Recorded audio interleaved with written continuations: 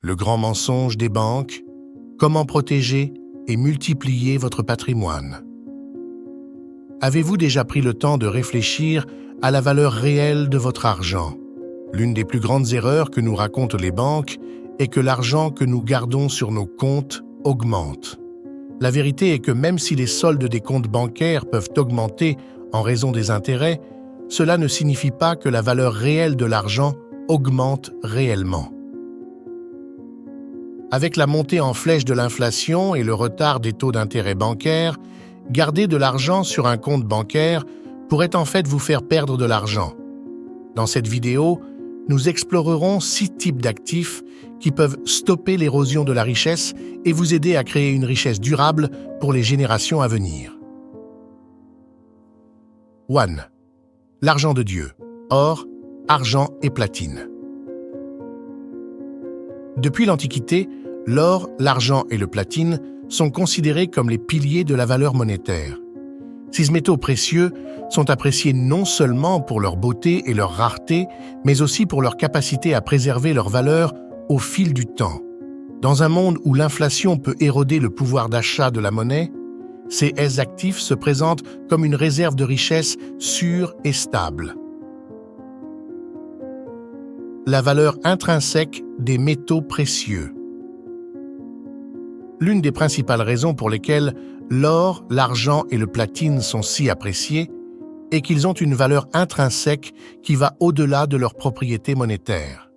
Ces métaux sont rares et leurs réserves limitées, ce qui en fait une protection naturelle contre l'inflation et la dévaluation monétaire.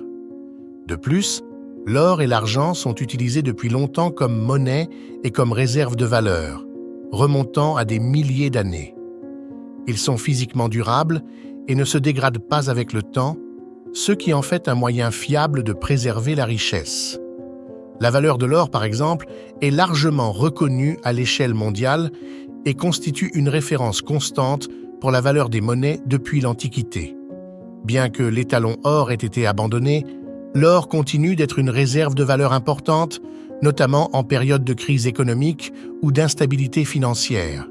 L'argent, quant à lui, a d'importantes applications industrielles en plus de sa valeur en tant que métal précieux. Le platine, avec son extrême rareté et ses diverses applications dans les secteurs industriels et technologiques, est tout aussi important en tant qu'atout pour se protéger contre la volatilité économique. L'évolution impactante des prix. Le prix des métaux précieux a connu une croissance remarquable au fil des décennies, reflétant leur demande croissante et leur rôle de protection contre l'inflation. Par exemple, avant les années 1950, une once d'or se vendait environ $400. Avec l'inflation et la poursuite de l'impression monétaire par les gouvernements, le prix de l'or a grimpé à plus de $2,000 l'once d'ici 2023. Les projections futures suggèrent que le prix de l'or pourrait atteindre $10,000 l'once d'ici 2032. Cette augmentation substantielle de la valeur démontre à quel point l'or peut être un excellent investissement à long terme pour protéger et multiplier la richesse. Outre l'or, l'argent a également connu une appréciation significative. Historiquement, l'argent a été utilisé dans diverses industries, de la fabrication de produits électroniques à la production de bijoux et d'ustensiles. Avec la demande croissante d'électronique et de technologies renouvelables, la valeur de l'argent a augmenté, reflétant une croissance robuste ces dernières années. Le platine, quant à lui, est un métal très rare et est largement utilisé dans les catalyseurs automobiles et dans diverses applications industrielles. Sa rareté et son utilité continue en font un investissement attractif en période d'incertitude économique. 2. Produits industriels, la demande de matières premières. Dans le monde de la finance et de l'investissement, les matières premières industrielles jouent un rôle crucial, non seulement en raison de leur importance dans l'économie mondiale, mais aussi en tant que moyen efficace de diversification et de protection contre l'inflation. Contrairement aux métaux précieux, qui sont principalement appréciés pour leur rareté et leur valeur intrinsèque, les produits industriels sont appréciés pour leur utilité pratique et leur demande constante dans divers secteurs économiques. L'importance des matières premières industrielles. Les produits industriels sont des matières premières transformées en produits finis et utilisées dans un large éventail d'industries, de la construction à la production d'électronique et de véhicules. Ces matériaux sont essentiels à la fabrication de biens de consommation et d'infrastructures, et leur valeur est largement influencée par la demande industrielle mondiale et les fluctuations des marchés d'approvisionnement. Parmi les matières premières industrielles, les plus remarquables figurent le cuivre, le cobalt, le nickel et l'aluminium. Chacune de ces matières premières possède des propriétés uniques qui les rendent indispensables pour différentes applications. Cuivre. Le cuivre est largement utilisé dans l'électrification et les composants électroniques en raison de son excellente conductivité électrique. Il est essentiel à la fabrication de fils, de câbles et de circuits électriques, et sa demande a augmenté avec l'avancement des technologies renouvelables et l'expansion de l'infrastructure électrique mondiale. Cobalt.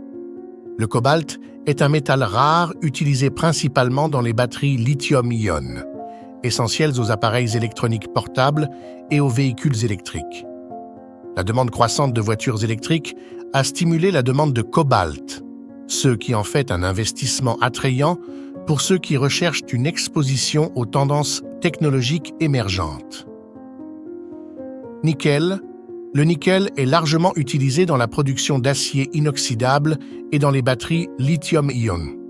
Sa polyvalence et sa demande dans divers secteurs industriels, tels que la construction et l'automobile, en font un produit industriel précieux. Aluminium. L'aluminium est léger et résistant à la corrosion, ce qui le rend idéal pour les applications aéronautiques, de construction et d'emballage.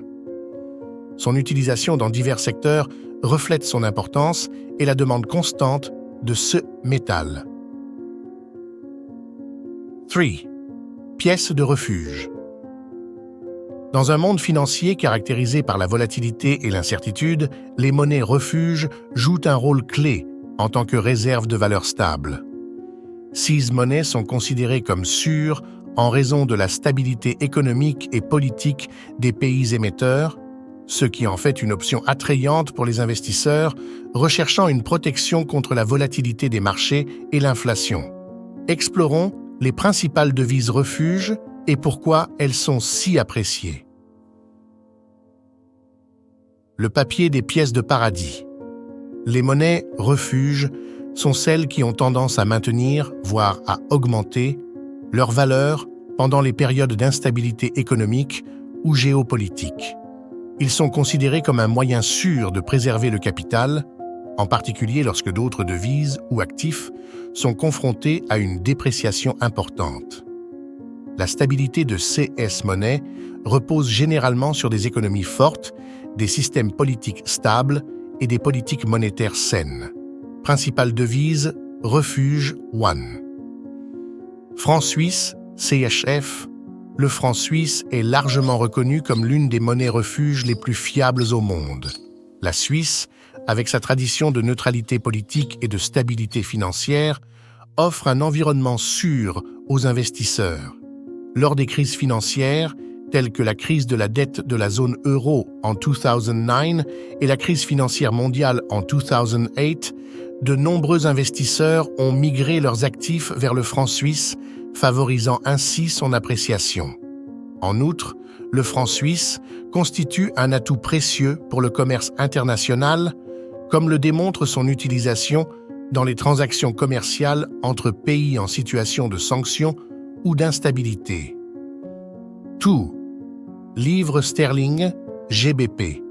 La livre sterling est une autre monnaie qui sert souvent de valeur refuge en période de crise. Le Royaume-Uni, malgré ses propres fluctuations économiques, possède une monnaie avec une longue histoire de stabilité.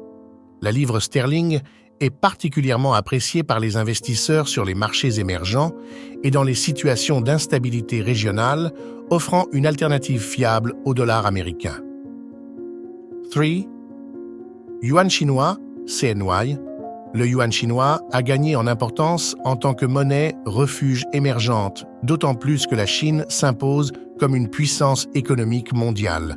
L'influence économique croissante de la Chine et sa capacité à gérer sa propre économie avec des politiques monétaires robustes font du yuan une option attrayante pour les investisseurs en quête de diversification. En outre, le yuan a été utilisé dans les transactions internationales, en particulier après les sanctions imposées aux marchés financiers internationaux, renforçant ainsi son rôle de monnaie refuge. Four. Garantie souveraine. Les garanties souveraines sont largement reconnues comme l'une des formes d'investissement les plus sûres, offrant un niveau supplémentaire de sécurité et de stabilité. Ces investissements sont garantis par la capacité du gouvernement à payer ses dettes, ce qui en fait une option attrayante pour les investisseurs en quête de sécurité et de revenus stables. Explorons en détail ce que sont les garanties souveraines, comment elles fonctionnent et pourquoi elles constituent un choix populaire pour la préservation du capital. Le concept de garantie souveraine. Depuis l'abolition de l'étalon or en 1971, les monnaies fiduciaires telles que le dollar américain et l'euro ne sont plus directement adossées à des actifs physiques tels que l'or. Au lieu de cela, leur valeur est garantie par la confiance dans le gouvernement qui les émet. Les garanties souveraines font référence aux investissements dans des titres émis par des gouvernements, tels que des bons du Trésor, des billets et des obligations. Ces obligations sont considérées comme extrêmement sûres car, en théorie, les gouvernements ont le pouvoir d'imposer des impôts et de créer de la monnaie pour faire face à leurs dettes. Type d'obligations souveraines. Les principaux types d'obligations souveraines comprennent 1. Bons du Trésor. Bons, notes et obligations. Aux États-Unis, les bons du Trésor sont émis par le département du Trésor et comprennent 3 catégories principales. Aux Treasury Bonds, T-bills. Ce sont des titres à court terme dont les maturités varient de quelques jours à 1 an. Ils sont vendus à un prix inférieur à leur valeur nominale et ne paient pas d'intérêt régulier, mais plutôt un montant total à l'échéance. Haut du Trésor, T-notes. Ce sont des titres à moyen terme dont les maturités varient de 2 à 10 ans. Ils paient des intérêts tous les 6 mois et restituent le capital assuré à la date d'échéance. Haut Treasury Obligations, T-bond. Ce sont des obligations à long terme dont les maturités varient de 10 à 30 ans. Comme les T-notes, ils paient des intérêts semestriels et restituent la valeur nominale à la date d'échéance. 2. Obligations municipales, émises par les gouvernements des États et locaux. Les obligations municipales financent des projets publics tels que les infrastructures et les services communautaires. Ils offrent des avantages fiscaux tels que l'exonération des impôts fédéraux et parfois étatiques. 3. Titres de créance d'entreprise garantis par le gouvernement. Certaines obligations d'entreprise bénéficient de garanties gouvernementales implicites ou explicites, telles que les obligations hypothécaires garanties par le gouvernement ou celles émises par des entités gouvernementales telles que Fannie Mae et Freddie Mac aux États-Unis. 5. Actions de valeur et fonds communs de placement. Investir dans des actions et des fonds communs de placement est une stratégie clé pour créer un patrimoine à long terme. Les actions de valeur et les fonds communs de placement, en particulier, offrent un moyen efficace de réaliser une croissance du capital et de générer un revenu passif. Les deux sont d'importants outils de diversification et de protection contre la volatilité des marchés, mais chacun présente des caractéristiques distinctes qui peuvent convenir à différents profils d'investisseurs. Explorons en détail ce que sont les actions de valeur et les fonds communs de placement, comment ils fonctionnent et pourquoi ils constituent des choix précieux pour les investisseurs. Actions de valeur, investir dans des sociétés sous-évaluées. Les actions de valeur sont celles qui se négocient à des prix inférieurs à leur valeur intrinsèque, telle qu'évaluée par des mesures financières telles que le rapport cours-bénéfice, PE, et la valeur comptable. Ces actions appartiennent généralement à des sociétés qui, malgré des fondamentaux solides et des perspectives de croissance, sont temporairement en disgrâce sur le marché ou font face à des difficultés temporaires qui affectent le cours de leurs actions. Investir dans des actions de valeur peut être une stratégie rentable, surtout si l'entreprise se redresse et que le marché reconnaît sa véritable valeur. Caractéristiques des actions de valeur. Évaluées en dessous de leur valeur intrinsèque. Les actions de valeur sont souvent achetées lorsqu'elles sont sous-évaluées par rapport à leur valeur réelle en fonction des fondamentaux financiers et du potentiel de croissance. Dividendes constants. De nombreuses actions de valeur versent des dividendes réguliers, offrant une source de revenus passifs aux investisseurs. Volatilité plus faible. Bien que non sans risque, les actions de valeur sont généralement moins volatiles que les actions de croissance, offrant une plus grande stabilité pendant les périodes de turbulence des marchés. Exemple d'actions de valeur. Les sociétés établies dans des secteurs matures, tels que les biens de consommation, les services publics et les secteurs industriels, sont souvent de bons candidats pour les actions de valeur. Des sociétés comme Coca-Cola et Johnson & Johnson sont souvent citées comme exemples d'actions de valeur en raison de leur stabilité financière et de leur historique de dividendes. 6. Immobilier et terrain.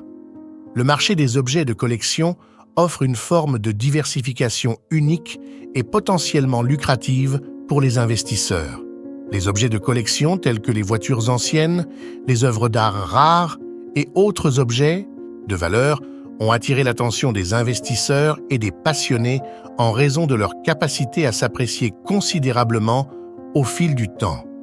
Bien que souvent considérés comme des investissements alternatifs, les objets de collection peuvent fournir des rendements impressionnants et servir de réserve de valeur sécurisée. Explorons en détail ce qui fait des objets de collection une classe d'actifs attrayante et comment vous pouvez bénéficier de ce marché. La valeur des objets de collection. Les objets de collection sont des objets qui ont une valeur significative en raison de leur rareté, de leur état et de leur pertinence historique ou culturelle. Contrairement aux actifs financiers traditionnels, la valeur des objets de collection est souvent liée à leur caractère unique et à la demande des collectionneurs et des investisseurs.